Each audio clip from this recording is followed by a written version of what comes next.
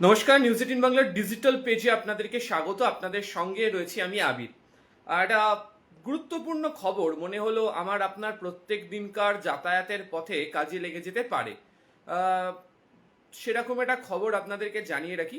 রাজ্যের পরিবহনের মানচিত্রের ক্ষেত্রে একটা গুরুত্বপূর্ণ খবর এবং প্রচুর মানুষের তাতে সুবিধা হবে। রাজ্যে বেসরকারি উদ্যোগে, যদিও সরকারের তরফ থেকে সম্পূর্ণ সহযোগিতা করা হচ্ছে, 4টে বিশেষ রুটে বিলাসবহুল বাস পরিষেবা চালু করা হচ্ছে এবং সে বিষয়ে আজকে চূড়ান্ত সিদ্ধান্ত হয়ে গিয়েছে। যে বেসরকারি সংস্থাই বাস চালাবে তারা ইতিমধ্যেই কলকাতা থেকে বাংলাদেশ পর্যন্ত বাস চালায়, কলকাতা থেকে আগরতলা পর্যন্ত বাস চালায়। এছাড়া আমাদের রাজ্যেরও বেশ কতগুলো গুরুত্বপূর্ণ রুটে তারা বাস পরিষেবা দিয়ে থাকে। তো সেই সংস্থার তরফ থেকে এবার আমাদের রাজ্যের গণ্ডি ছাড়িয়ে 4টি রুট বাছাই করা হয়েছে, যে 4টি রুটে তারা বাস পরিষেবা দেওয়া শুরু করতে চলেছে। এবং যেটা তথ্য পাচ্ছি, তথ্যের কপি আমার হাতে রয়েছে, তারা ভলভো 9600 SLX লাক্সারি কোচ চালাবে। অর্থাৎ একেবারে আপনি বাসে বসে গেলে আপনার মনে হবে একদম রাজধানী এক্সপ্রেসের ফার্স্ট ক্লাস কোচে আপনি ট্রাভেল করছেন। কোনো কোনো সময় আপনার মনেও হতে পারে যে আপনি বিমানের মধ্যে বসে রয়েছেন।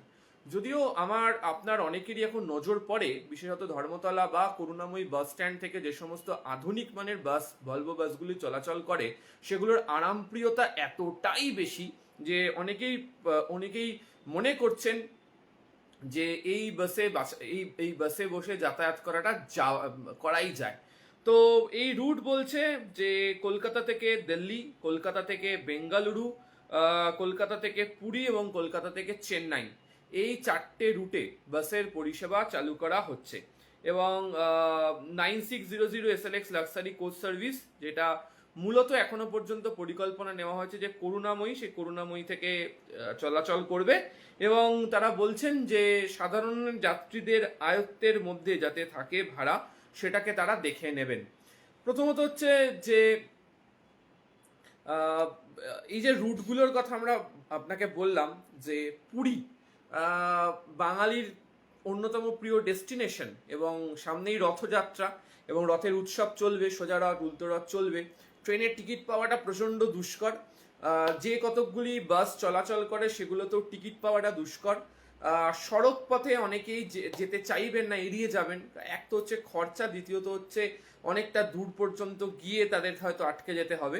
কিন্তু বাসের ক্ষেত্রে যেহেতু নির্দিষ্ট স্টপেজ পর্যন্ত যাওয়ার অনুমতি দেওয়া হয়, ফলে এই রুটের মধ্যে পুরী অত্যন্ত গুরুত্বপূর্ণ। এবং যেহেতু প্রচুর মানুষ কাজের জন্য ভুবনেশ্বর বা এই রুটে যাতায়াত করেন, অনেক সময় ট্রেনের টিকিট পান না তারা, বা সাউথ ইস্টার্ন রেলের ট্রেনের পরিষেবা নিয়ে অনেকের মধ্যে নানা অভিযোগ রয়েছে, তারা আরামপ্রিয়তার জন্য এই বাসকে বাছাই করে নিতেই পারেন। এবং যেভাবে প্লেনে যাতায়াত করেন সে ঠিক সেরকম আরামপ্রদভাবেই যাতায়াত করতে পারবেন। 8 ঘন্টার ডিস্টেন্সের মধ্যে তারা পৌঁছে দেবেন। এখনো পর্যন্ত এই রুটে তারা ভাড়ার অঙ্ক বলছেন 3 থেকে 3,500 টাকার মধ্যেই থাকবে। এই রুটের ভাড়ার অঙ্কটাকে নিয়ে তারা বলছেন। তবে 3টে লং ডিস্টেন্স বাস একদম রুটের, যা এখান থেকে সহজে চলে না। এক হচ্ছে কলকাতা থেকে ব্যাঙ্গালোর, কলকাতা থেকে চেন্নাই, কলকাতা থেকে দিল্লি। ব্যাঙ্গালোর এবং চেন্নাইয়ের ক্ষেত্রে প্রচুর মানুষ আছেন যারা সাধারণত হচ্ছে পেশেন্ট, রোগী যারা রয়েছেন সেই রোগীরা যাতায়াত করেন। এবং এদের একটা বড় অংশতে থাকেন হচ্ছে কারা, থাকেন হচ্ছে যাদেরকে তো অপারেশনের জন্য হয়তো যেতে হয়, অনেককে যেতে হয় হচ্ছে কোনো পেশেন্ট যদি যান তার সঙ্গে তাদেরকে যেতে হয়। এছাড়া ব্যাঙ্গালোরে প্রচুর স্টুডেন্টসরাও কলকাতা বা আমাদের রাজ্য থেকে বিভিন্ন প্রান্ত থেকে পড়াশোনা করার জন্যও যায়। দেখুন, ট্রেন প্রচুর আছে, এটা অস্বীকার করে লাভ নেই। এমনকি উত্তরবঙ্গ থেকেও এখন ব্যাঙ্গালোর যাওয়ার মতো ট্রেনের সুবিধা রয়েছে। কিন্তু এই বাসে করে কেন যাওয়ার জন্য আপনি ঝুঁকবেন? তার কারণ ট্রেনের টিকিট আপনি অনেক সময় পাবেন না, আগে থেকে বুকড হয়ে থাকো। খুব তাড়াহুড়োর ভিত্তিতে, বিশেষত যারা হাসপাতালগুলিতে যাবেন তাদেরকে যেতে হবে, তাদের জন্য হচ্ছে বাস অন্যতম পরিষেবা দিতে পারবে। এবং তারা বলছেন যে ব্যাঙ্গালোর বা চেন্নাই পর্যন্ত বাস সপ্তাহে তারা 5 দিন অন্তত চালাবেন, তারা এমনই কথা বলছেন। এবং তারা যে জার্নি টাইমের কথা যেটা বলছেন, সেখানে ট্রেনে যাওয়ার মতোই একটু কয়েক ঘন্টার হেরফেরের মধ্যে তারা পৌঁছে যাবেন। ভাড়ার অঙ্ক প্রাথমিকভাবে তারা যেটা স্থির করে রেখেছেন, এটি নির্ভর করবে 5,500 থেকে 6,000 টাকার মধ্যে পার হেড এখনো পর্যন্ত। তবে এটির কমা বাড়া থাকবে যেহেতু বেসরকারি সংস্থায় বাসটি চালাবে, ফলে বিভিন্ন সময় যাত্রীর চাহিদা, যাকে আমার ফ্লেক্সি ফেয়ারের মতো, প্রচণ্ড চাহিদা বাড়লে তখন ভাড়া নিশ্চয়ই তারা বৃদ্ধি করে নেবেন, আবার যখন চাহিদা কম থাকবে তখন তারা যে রেট ঠিক করবেন তার মধ্যেই নেবেন। তবে আগের ক্ষেত্রেও যেমন আসানসোল, দুর্গাপুর, শিলিগুড়ি, আলিপুরদুয়ার, কোচবিহার, পুরুলিয়া, বাঁকুড়ার মুকুটমণিপুর, এই বিভিন্ন রুটে এই ভলভো বাসগুলো চালাতে গিয়ে প্রচুর যাত্রীদের মাঝে মধ্যেই অভিযোগ ছিল যে নিজের ইচ্ছা মতো ভাড়া বৃদ্ধি করে নেওয়া হয়। তো সরকারের তরফ থেকে রাজ্য পরিবহন দপ্তর গোটা বিষয়টির প্রতি নজর রাখছে, কোনোভাবেই যাতে অতিরিক্ত ভাড়া না হয়, ভাড়া যাতে কন্ট্রোল থাকে সেই বিষয়টাতে তারা নজর রাখবে। লাস্ট, কলকাতা থেকে দিল্লি রাজধানী এক্সপ্রেস আছে, শতাব্দী আছে, রাজধানী আছে, দুরন্ত আছে, পূর্বা আছে, কালকা আছে, খুব শীঘ্রই স্লিপার বন্দে ভারত চালু হয়ে যাওয়ার কথা রয়েছে। প্রচুর ট্রেন রয়েছে দিল্লি যাওয়ার এখান থেকে, কিন্তু তারপরেও কেন বাসের দিকে ঝুঁকবেন? এবং প্রচুর সংস্থা বিমানও চালায়, কিন্তু ভাড়াটা প্রচুর হয়ে যায় এবং অনেক সময় অনেকে বলেন যে ট্রেনের টিকিটও সবসময়ের জন্য তারা পান না।